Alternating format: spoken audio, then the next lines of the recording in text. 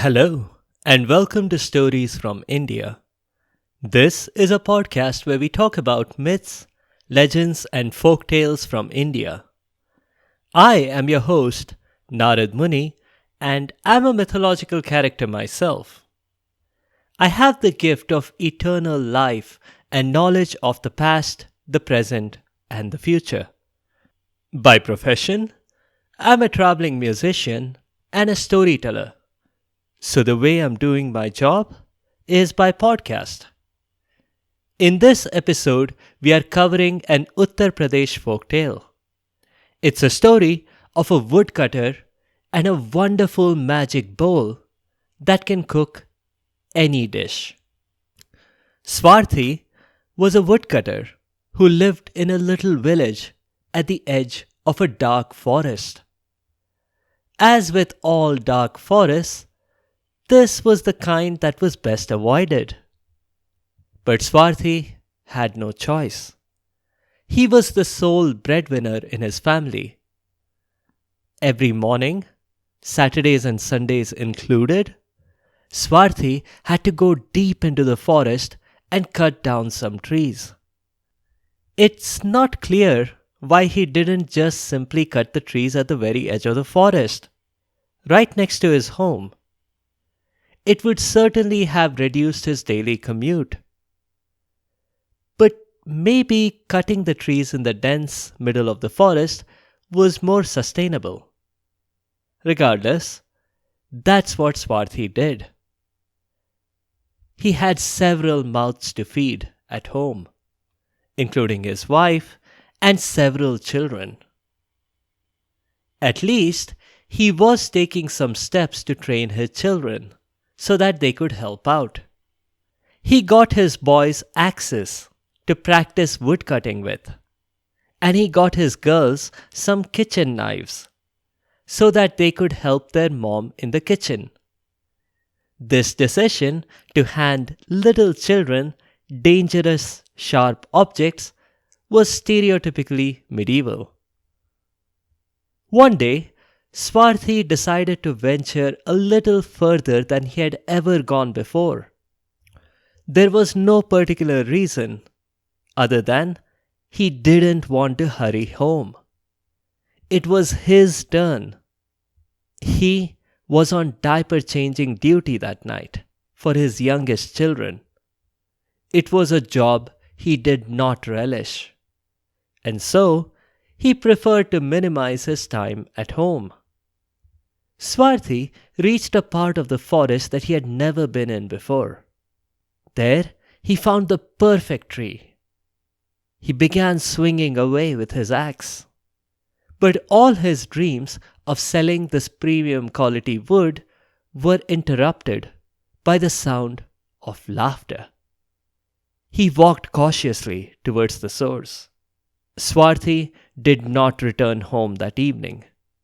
Back at home, Swarthi's wife, whose name was Swadhin, was getting worried. Not least because she had to do diaper changing duty. Little did Swadhin realize that soon a lot more was going to fall into her lap besides just changing diapers. She waited a while, but still, no Swarthi. Swadhin then reported him to the Gumshuda Talash Kendra and waited back to hear the news. But there was no news. And in this case, no news was not good news. Meanwhile, you might be wondering what Swarthi was up to in the dark forest. Had a wild beast pounced on him and gobbled him up? Or was he abducted by aliens in a flying saucer? Or did he simply hurt himself? Or did he go to sleep like Rip Van Winkle? The answer was none of the above. Swarthi followed the sound of laughter until he reached a little clearing. There he saw the most unusual sight. 4 beautiful ladies dressed in very fashionable dresses were singing and dancing in a little circle. Well, because it's only 4 people in the circle was more of a square. But that doesn't matter. Swarthi approached them and they all giggled amongst themselves. He didn't mind. He thought each of them looked more beautiful than the rest. Not pleasant thoughts for a man to have when his family is back home, starving. But hey, if it's not already abundantly clear to you, Swarthi was not a model person with outstanding moral values. The woodcutter introduced himself to the ladies and politely asked them who they were. They said they were Apsaras, just wrapping up a party that he had crashed. An Apsara, in case you don't know, is a dancer from heaven, known for her skill and for her beauty. These women checked those boxes, except they weren't in heaven. To Swarthi, though, being in the company of these women made him feel like he was in heaven. He looked around and observed a gazebo in the clearing, and he saw various decorations and such.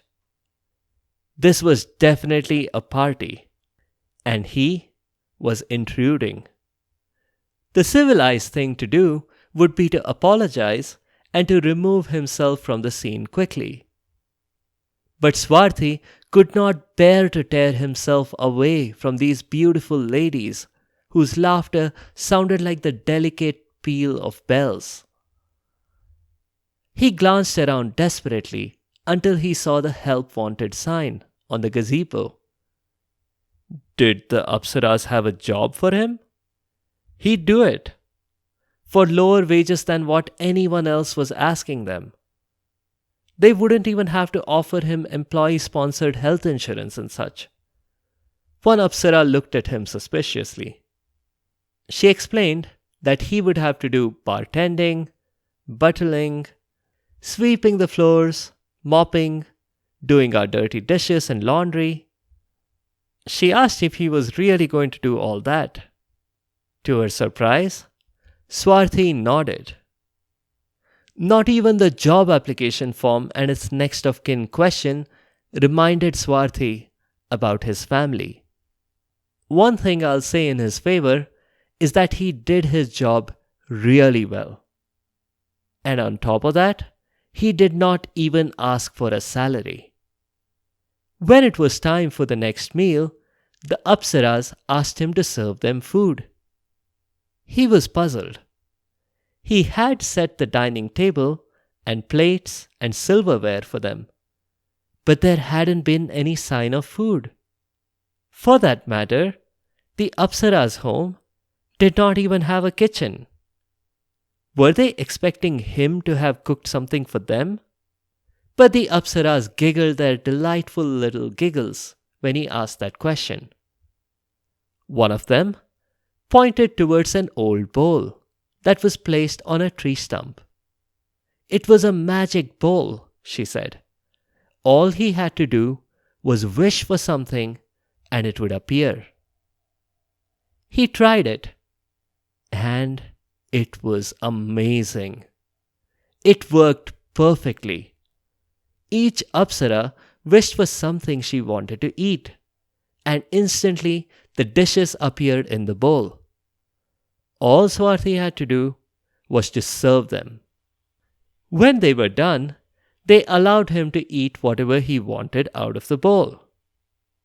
There was no tax he had to pay, and he didn't need to add raw materials to the bowl. He just had an endless supply. Swarthi tried it all out.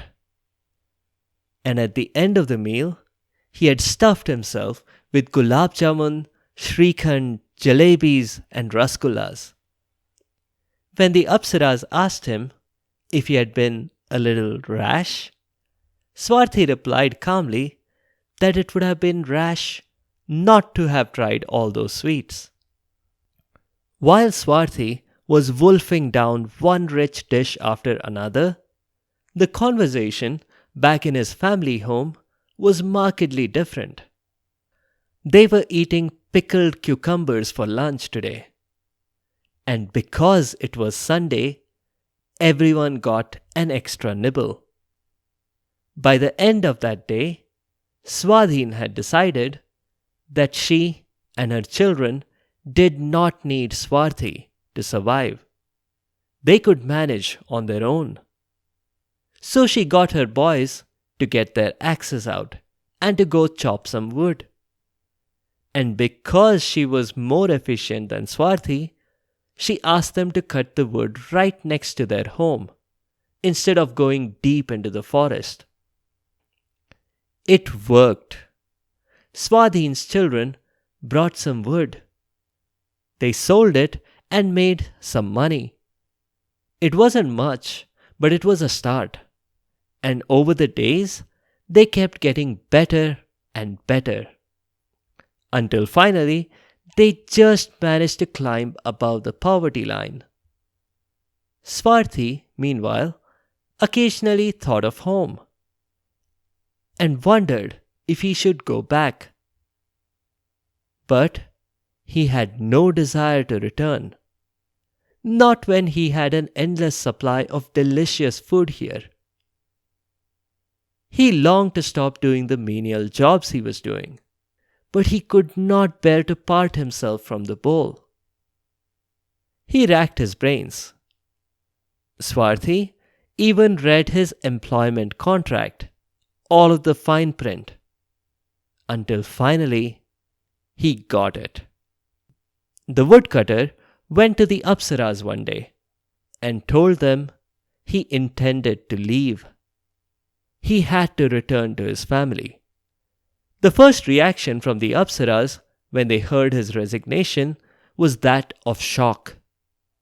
They didn't know that Swarthi even had a family whom he had been neglecting. Of course, Swarthi must go back. How would his family have survived without him?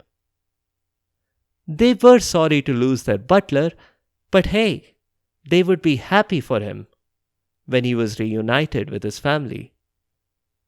Swarthi said he packed up his non-existent bags and was ready to go, but there was just one thing that was missing: payment for his services. The Apsaras offered him Apsara money, but Swarthi invoked a clause in the employment contract that he had found. Payment must be in the local currency of the employee, not employer. And having kept their house for so long, he was absolutely sure they did not have any human currency. Which brought them to clause 34 of the contract. If employers are unable to pay the employee may claim equivalent value in goods owed by said employer. What that meant was Swarthi knew exactly which of the Apsara goods he wanted. The magic bowl, of course. The Apsaras were sad. They pleaded with Swarthi not to take their bowl, but he didn't listen to them. This meant the Apsaras had to do work to get food from now on. But Swarthi was on top of cloud 9. His life was made. Swarthi, the woodcutter, was careful to hide the bowl in a secret place before reaching home. He didn't want everyone to get their hands on it. He knew that he would only have fame if he did something special. As it is, he would have to come up with an excuse, which he thought of. "Dragons! I was kidnapped by dragons," he explained to Swadhin. His story was a little hard to believe, because no one had heard of dragons before. Dragons weren't really a thing in Indian mythology. In other cultures, sure, but not so much in that village in medieval India. Swarthi told an elaborate story, including how he had been abducted by a flying saucer and taken to the middle of the Bermuda Triangle, and basically many other adventures. He had shown extreme courage under fire in escaping the way he did. Never mind the details. He didn't really want to share. Not that he had already overworked his imagination, but he claimed he still had some trauma from his gruesome experience. What matters is, I'm back, he said. And I see you have done well for yourselves. The boys had been cutting wood, no doubt. His family confessed that it had been hard, but they had learned to live. And yes, it was a good thing that Swarthi was back. Now, could he please start cutting wood again, so that the children could go back to playing hopscotch with all the other little kids their age? Tell me, said Swarthi, why do we need to cut wood? Why, of course, so that they could sell the wood and get some money, Swadhin replied. And what did they want with money? Was Swarthi's next question. So they could buy grains, of course. And before he asked, Swadhin added that they needed grains so that they could cook them, and they needed to cook grains so that they could eat them. How did he not know all this? Had he bumped his head in this thing he called the Bermuda Triangle? The woodcutter ignored his wife's comment and asked, what if they just cut out some steps in the cycle? What if they simply ate food that was ready-made for them? They need not cook, they need not cut wood, and they need not sell the wood. And it was all free of charge. Swadhin was going to call the local Vaidya, or doctor, to check what was wrong with her husband. But then Swarthi rushed out. He rushed back with the bowl. His family thought that it looked like a dirty bowl to be eating anything out of. They thought that until all the fabulous dishes started coming out. From that day on, every night was a feast. All the neighbors and even the entire village was invited. The doctors and dentists in particular were very grateful to Swarthi for driving up their business. Swarthi was always vigilant. There was no way he was letting anyone get their hands on the bowl. Everyone wanted it. They asked him hundreds of questions, hundreds of times, but he kept his lips sealed. He was also very careful when fetching the bowl from its hiding place and stashing it again. He even had to hire a security company to guard some random tree hollows here and there, just for misdirection. Everything was okay. Until one day, it was not. And that was the day Swarthi tried alcohol. It was suggested by a friend of Swarthi's. He speculated that since the bowl made perfectly delicious orange juice and lassi, it must also be capable of making alcohol. Swarthi had never tried alcohol before. He didn't know what effect it was going to have on him. Several drinks later, Swarthi was hopelessly drunk. He generally made a fool of himself, acting wild, dancing with a pitcher balanced on his nose, which did not end well when the pitcher crashed to the floor. He had fighting spirit. He didn't give up. He decided he would balance something else. On his head this time. How about the bowl? That would look perfect. Now, someone would have to capture this and post it all over social media. But it didn't quite happen that way. Not because social media didn't exist, that too, but before Swarthi could even pose with the bowl on his head, it slipped and crashed to the floor and broke into 1,000 pieces. Swarthi was horrified and suddenly sober. He tried picking up the pieces, but nothing happened. The pieces slowly faded away and nothing remained. No more food for anyone.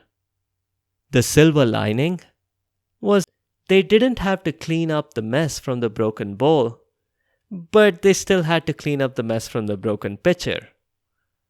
But there was no free food for anyone, which was a good thing because the villagers, and in particular Swarthi and his family, learned that the way to survive was to earn money from hard work. The Apsaras were happy too. Breaking the bowl had magically caused the pieces to disappear and to materialize intact again in their own home. That was good. They had grown tired of gathering their own food. As beautiful creatures from heaven, they felt they should be exempt from hard work. That's it for this time. A few notes.